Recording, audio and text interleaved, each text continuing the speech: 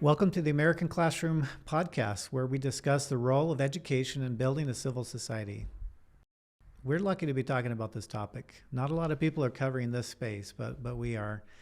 And those that are listening, I'm Jared Taylor. I'm excited to have Lindsey Crosland join me here today. So thanks for being here. Yeah, good morning. It's a beautiful day in Arizona where we're broadcasting from, and we're just lucky to talk about this topic, which is on the minds of a lot of people here today. So the topic we're going to cover is school choice.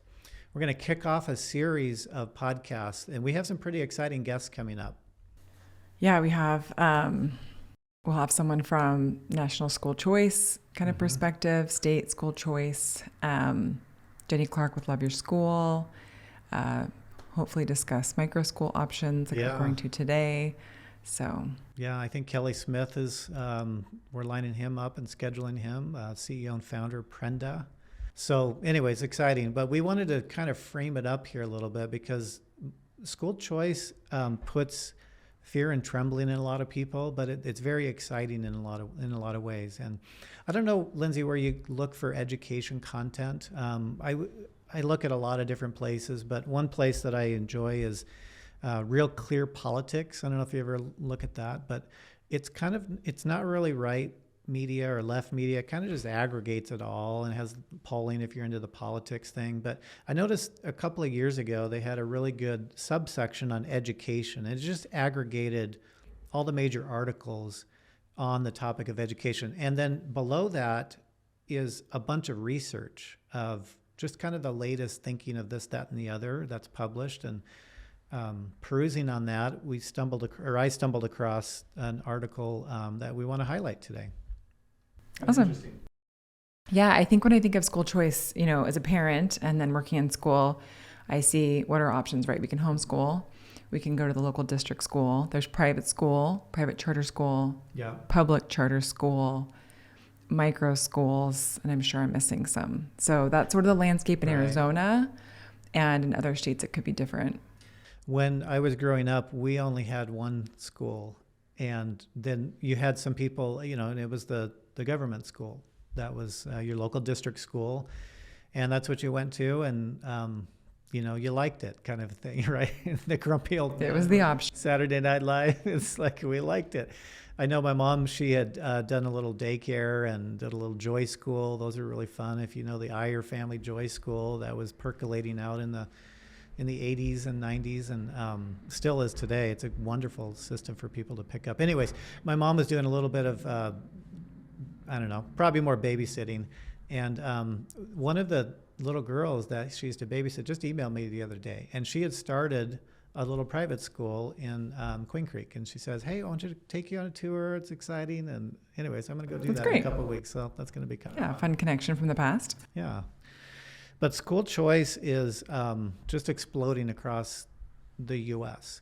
And there was an interesting article that I forwarded to you to say, let's talk about this. Just tee up this whole series that we're going to be kicking off. And it comes from... So I'm a big fan of Clayton Christensen. And what he started, and then the Christensen Institute is what it's called, correct? Yeah. And, Clayton he just died a couple of years ago. I never got a chance to meet him, but I've read a lot of his things. Big fan. I got to hear him in person too, which was did you? at a tech conference. Oh, you did? Oh. Yeah, and that was really neat. And he'd already, I have to just say this really quick. So he had already battled cancer probably twice and was not in great health, but was still sharp mind. Mm-hmm. And so it was everyone in the audience, 10,000 people in the audience could feel the battle between this brilliant mind and the body that's, he's working with to be up there and speak on stage. And he had a stool that he would sit on. But in that same conference, there was Magic Johnson. There was all these big names. Guess who had a standing ovation from every single person? Oh, wow. Who? Mr. Christensen. Yeah.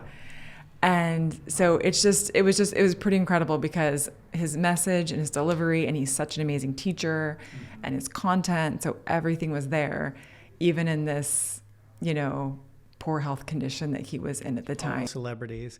And he's a giant of a man. I mean, I hear he's like 6'9", Yeah, 6'10". in fact, Michael Phelps was there at the exact same conference, and they had both of them come up on stage at the same time, and they had the exact same wingspan.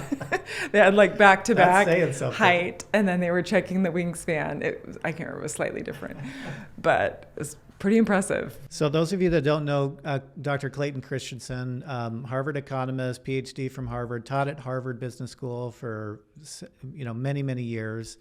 He was consistently ranked as in the top 5 best thinkers in the world. So if you haven't got to know his writings or thinking, get to know him, he introduced into the business lexicon the word disruption, the actual word. He defined it.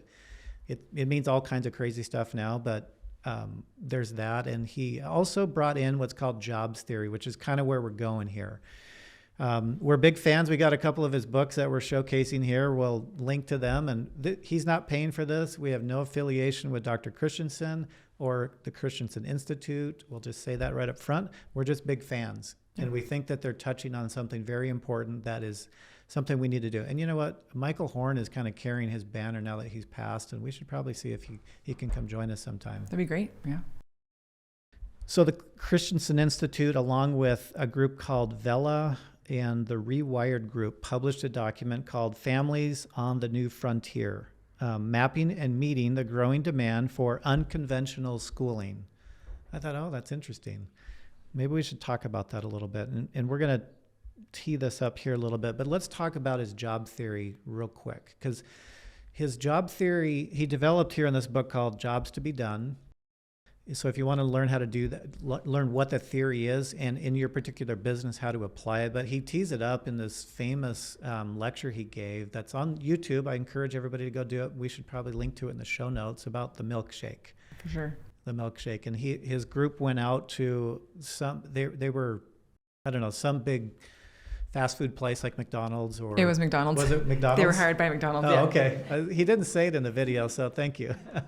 To find out, they wanted to sell more milkshakes. And so they went out and they asked people, why do you buy a milkshake? And he goes on, and I won't be the spoiler here, but that is an application of that, of like, what job does the milkshake do for you? And it was such an interesting way that he framed the question. And it was an example that everyone can relate to. Everybody either has, anyway, an aspect from a business or from a consumer standpoint, you can relate to his example. So I recommend watching it. Well, and he just challenges every business owner, because it also goes to the root of his theory of disruption. And of course, his landmark book on that is called The Innovator's Dilemma. Again, another brilliant book that's been out for, probably more than 20 years now. And anyways, it's brilliant thinking, but they're applying this now to education, because parents are rethinking, what is the job to be done here anyways? And is this school A, B, or C, is the school system doing the job that's needed? And when I think of, Lindsey, you and I are in the charter space to a big extent. And that's really how charters were invented, right? Parents left district schools because they just didn't need all the stuff that they were supposedly giving, all this service that was imposed on them by the government schools. And the government or district schools are good in many ways, but it was just too much for people and parents, and they're rethinking this. So maybe we play a little game, okay? Okay. Now that we kind of know the basis of this, and our listeners can kind of tune in and learn a little bit more about jobs to be done, that's effectively, as consumers of any product, whether it's a milkshake or a school, parents ask, what job do I need this school to do? Well, yeah, and are they doing it? And a question to you is as the school, no matter what type of school you are, their job to be done, is their only job to service the students, or is it to service the parents? Yeah. Is it to service their teachers? So like from your perspective, are there multiple jobs there, or is it just one audience? Yeah, that's an interesting question, because you'll get a different answer. In my opinion, the customer of the school is the parent, because their job is to educate their young children, right? And the home is first and the best school of all time. It's always going to be a school. Yeah, I agree here. But then they need supplementary help. And I think COVID kind of exacerbated that, or caused people to, it was a real catalyst for people to rethink, what in the world am I paying taxes for, right? For the school to be shut down and for me to be told that I'm dumb and I don't know what I'm doing with my children. And so I think there's a lot of so-called PhDs, smart people that are out there thinking that they know better than what the parents know. And there's certainly a lot of background that they do have and experience that these people do have and bring. So a lot of different camps will look at that question differently. I don't know, how would you respond to that if somebody asks you? Yeah, I agree that different people would answer it differently, Yeah. but I also agree that home is the first place for education. And Yeah. so if you try to leave the parents out of that and you don't think that as an educational institution that your job to be done is to work with the parents, I think you're missing out. Yeah, I think a lot of school districts might think their job to be done is college and career readiness. That's really the narrative that Common Core brought in, quite a few years ago, probably almost 10 years ago now. And before that, the job to be done was to build character in young people, right? And that's the whole battle between classical education versus technical education. And that goes way back to Socrates, but that's a discussion for another day. But the whole question of what is the purpose of schools and the job to be done is super important. Of course, at American Classroom on this show, we argue that it's to build a civil society. And the best way to do that is to build the character of our young people and teach them the ideals and values of our country. And so we put that thesis forward and are developing that in our different series. I think this Yeah. article also touches on, as we get into it, that this is speaking to the parents who really are engaged and who want a choice and who want the best fit for their student. Recently, a friend sent me a spreadsheet, and they're like, "What do you think?" And it was their child's going into kindergarten, and it was 7 different schools, and it was like pros and cons. There was all these columns saying like, distance from our home, tuition, no tuition, scholarship options, all the financial stuff. He's a financial advisor. Go through all the things, and then it's like, are the teachers credentialed? Are the teachers passionate? How did the tour go? Like, he had all of these things to compare and contrast. And there was so much thought and research. And it was just impressive because I went through my own, I probably didn't make a spreadsheet, but I went through my own internal selection process with choosing a school for each of my children. And so I've been through that. And so I could relate to a lot of this article or this published study. And versus when my parents were raising me, they were like, here's the school down the street. This is where you're going to go. And that was the only choice for them.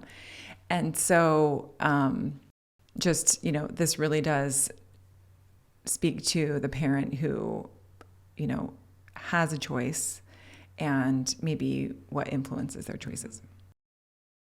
Well, that's good. Okay, so let's dig in. Let me just read the executive summary, and then we'll just touch on a couple of the points. And I encourage everybody to take a look at it and read it and put in the comments things that you might agree or disagree from the article or what we say, because we can all learn here. Okay, so executive summary. Seismic shifts are shaking the landscape of K-12 education. Public school districts across the U.S. have lost over 1 million students since 2020. Meanwhile, novel educational models such as microschools, hybrid homeschooling have more than doubled their enrollments. Okay, so they look at that, and it's true, over 1 million. I think I saw the statistic about 1.2 million maybe left during COVID, and only 250,000 of those actually returned to charter schools. And then there was another big chunk that went to district schools, but there was a huge amount that didn't return at all. And I know the federal government issued a lot of money to, all the return to school, but parents fundamentally are like, why are we doing this again? I mean, they really thought about it, but. Right. I mean, those numbers speak to a large exit. It's a big deal, right? And it's not that the parents gave up on education, right? They still want their children to be educated. But here's there's 3 jobs that they put. Let me read it, and I'd love to hear your thoughts on it. Job 1. When I disagree with decisions at my child's school, I'm feeling unheard. Help me find an alternative that will honor my perspective and values. Yeah, I mean, there's more to that, right? How much work is the parent doing in their conversation? And I don't want to call it compromise, but like how much conversation is happening with the school. If they're just like, I don't feel heard, I'm out, that's their choice. But like, what kind of work was done to come up with some resolution before the exit? What do you think? Yeah, and I'll just read it again. When I disagree with decisions at my child's school, I'm feeling unheard. And I think that's more common in bigger schools when you have just blunt instruments and large schools, and it's a shut up and color kind of mindset in this particular school. I don't think the administrators mean to be like that, but they just have to because they're just overwhelmed with the numbers. And so people just get lost. The scholars, the students get lost, the parents get lost, and some are fine with it, but others, want to say and they want influence. So I think that points to some of the trends here. When we talk about micro schools, we're talking about smaller schools, right? We're not talking about big box comprehensive, junior highs or high schools. So I think that's a big thing is they want to be more engaged, but they're being told, we got this, right? We're the experts. And I can relate to that. As a parent, I felt unheard by my child's school. So, I can relate to that. Yeah. Help me find an alternative that will honor my perspective and values. I think that touches on something with school choice that people need to hear. Like that spreadsheet example, that's a great story, right? I would also hope that they would have a spreadsheet on their child. How do they learn? And what are the kinds of friends that they want their children to be surrounded by, or culture or environment, right? Because there's some that cater to STEM. There's other that cater to, the arts or literacy or things like that. I think this whole thing of school choice gets a lot simpler when parents really understand their children and what helps them to flourish and what would challenge them. Right. And that was kind of my only feedback was that, your child best. Yeah. Do they learn better in a Montessori style, environment? Do they learn better in the sit at the desk most of the day environment? Kindergartners don't sit great at a desk all day, but you know what I mean? Like It's just a different educational model. Right. And sometimes those change, as the children grow up and things like that. But okay, let me give you the second one here, and I'll rate it twice here. When my child is unhappy, unsafe, or struggling at school, help me find an environment where they can regain their love for learning. So they're kind of couching this to the school, saying, how are you going to help my child feel safe, happy, and successful in school? You and I have talked about safe and friendships and things like that, but initial thoughts? That's huge. For me, for a child, it says regain. So as we're at number 3 already, if their child's lost their love of learning, they're making a switch, right? Mm-hmm. So to regain love of learning is huge. And I understand that feeling. So that's a big one. Well, and parents should know, a lot of them do, but a lot of them don't. You can go do research on schools. You can go take a tour. You can interview the principal. You can talk to teachers. The schools are more accessible now. And a school that is not accessible like that, that's a red flag. If schools don't open up now, of course you have to, go when there's, schedule it. It's not like you can run roughshod and whenever you want, but go see what's going on out there and see if that's a place that your child will flourish and thrive in. I've had a negative experience with trying to tour a school. Oh yeah. And they were very like, oh no, you can only come step foot on our campus if you're on a wait list. Like once you've gotten top 3 on the wait list, move your way up, then only you can come tour, your child can't. And then once you're completely enrolled, then your child can come see the campus. And that really bothered me, but I still went through the process anyway, just to kind of see, and it ended up being not a good feeling and not a good fit. Yeah.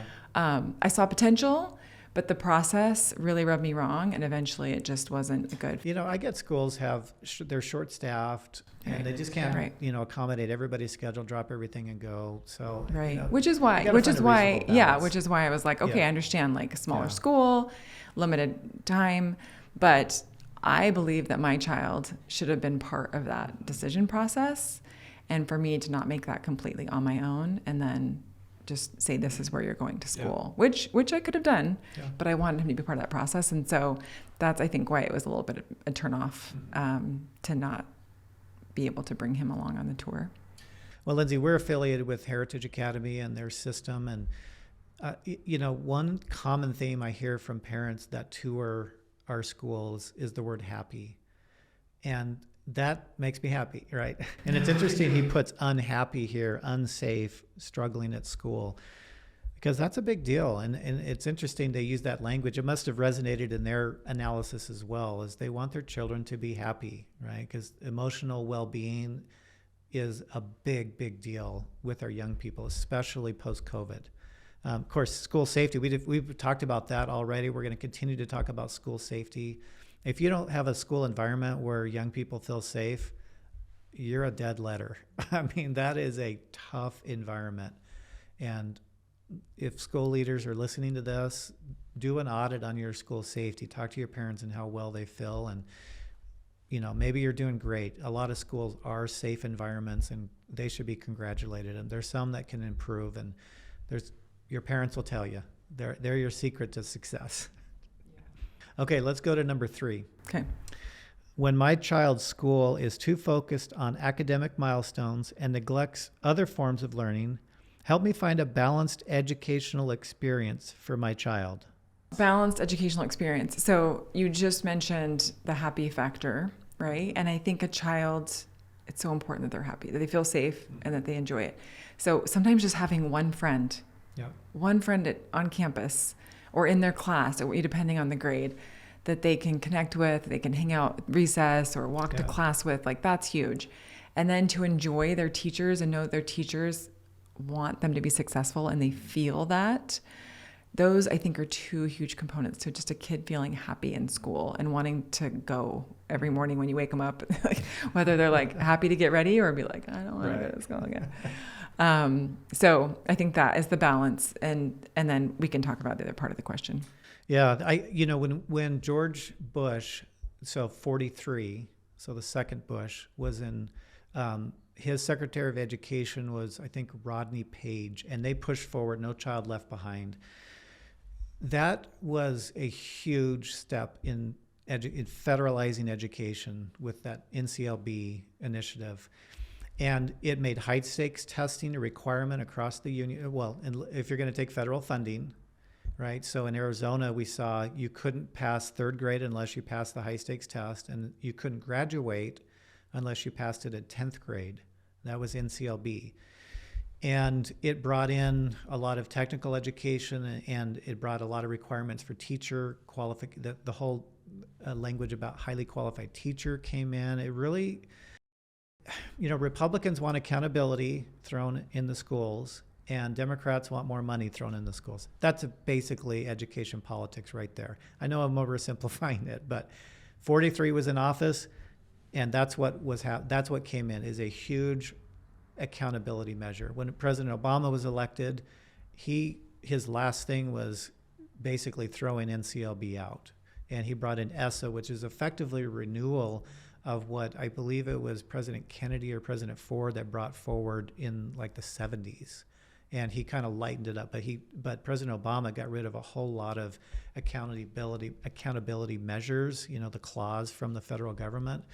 So he didn't have the high stakes things we're talking about, the academic milestones, but NCLB really hardened the public education system into academic milestones, and it really changed the discussion, even though Obama lightened it up a little bit.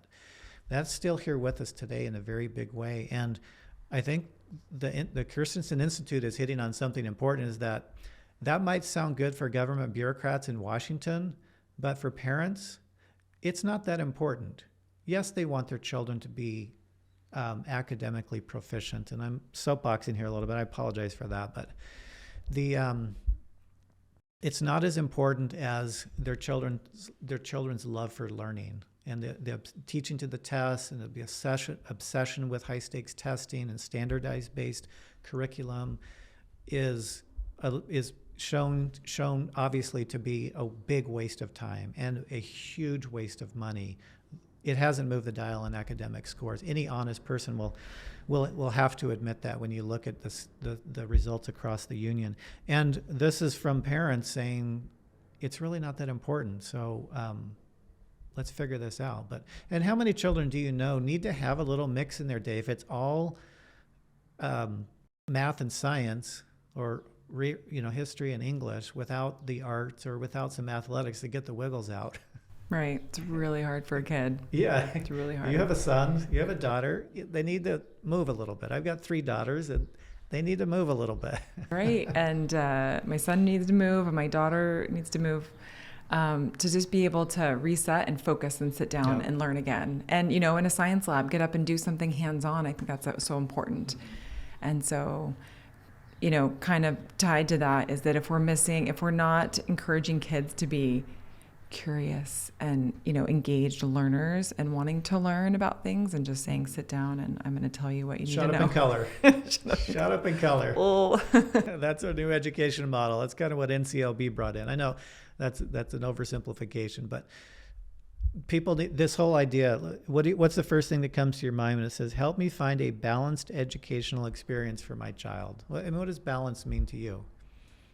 I think balanced means a mix of extracurriculars, the main academic courses, and then I think also balanced in the way that they are able to learn. Even if it's math, maybe it's a hands-on, maybe it's manipulatives, Yeah. It reminds me of a story in college. I took a class on jazz studies. I had to get some silly general elective, and I love jazz, and so I took this Jazz in America course. And anyways, the teacher was so excited because he came across a study that says, hey, your test scores go up if you do your homework while you're listening to jazz. I never saw the study. Maybe it's true, maybe it's not. I don't know. My scores go up. Did you listen to jazz? No, I do. Give me a good Miles Davis album, and I'm a happy guy. But the point about balanced education, right? Someone that needs music. I've got my youngest daughter. She would die if she could not take a music class. She just has to have music. And there's other people that are the same effect with athletics or things like that. Right. Be able to draw in the art class, and Yeah, it breaks it up, and I really do believe that arts and athletic does help you clear the mind and be better at math and be better at English. And I think that's part of what it is. And balanced education means different things for different people. Well, and I also feel like it helps to develop a more well-rounded, we talk about character development, more rounded child. So whether it's a photography class or, something that you're looking forward to learning and engaging in, even like through college, I didn't just take my core classes. I threw in, outdoor survival and social issues of human genetics and just things that maybe weren't an exact requirement, but I could throw in there. And it just kept my day exciting. Yeah. Something to look forward to. Well, years ago, I think it was the New York Times. Somebody who can probably in the comments of this can do the reference, but someone during the whole NCLB, academic rigoring, the hardening, I guess, of education that NCLB brought in, there was a person that was kind of arguing for the Asian academic model. Right, and they go to South Korea's test scores internationally on the PISA tests are just off the charts. I mean, they're great. They typically are in the top 1 or 2. I think there's a Nordic country that's always up there as well. But anyways, they were arguing about the Asia Tiger model of education, going to school for 6 days and probably 8 hours per day. And there was there was a Jewish mom from New York that wasn't having it. And so she argued for some other things. And that just brought up the whole thing of like, hey, what's good for you isn't good for me. Because the other person that countered and wrote the counter argument was just reinforcing what we know, which is one size fits one, right? And education choice is here. It's here to stay. And the more we can be educated about the choices for our children and what's best for them, I think is only going to help everybody. So I'm excited to kind of launch this. I'm excited to bring in some guests and learn more. And anyways, what do you want to say? You get the last word here before we wrap up. Oh, I just think I'm excited to talk about school choice and bring our different guests in. I feel like it is, as parents, we know what the best learning model for our child is going to be. even as they go through school, they sort of learn. My son, we were listening to this homeschooler talk about her experience. I haven't homeschooled my children, but she was saying that she got all of her work done in the morning and then played the rest of the day. And my son turned to me and he's like, yeah, I think that's how learning's supposed to be done. Oh, yeah. And I don't know if he was analyzing that for all children or he's a 5th grader, right? Yeah. Or himself, he's a checklist kid. If I could have just gotten all my work done and then play the rest of the day, that sounds fantastic. And, it sounds pretty, what's wrong with pretty that, true. Mom? Yeah, pretty true. I think he would have done really great if I could have homeschooled him. But that's good. yeah, I just love that there's so many choices and that we have the choices here in Arizona. I know a lot of states don't have that ability as parents. So grateful to have this discussion. We're lucky to have that. Well, thank you for the conversation. I look forward to learning more about this, looking forward to comments from the listeners on this. If you like what you heard today, please rate us and review wherever you get your podcasts. And we'd love for you to like, share what we got going on here. And thanks again. Have a great day. Thank you.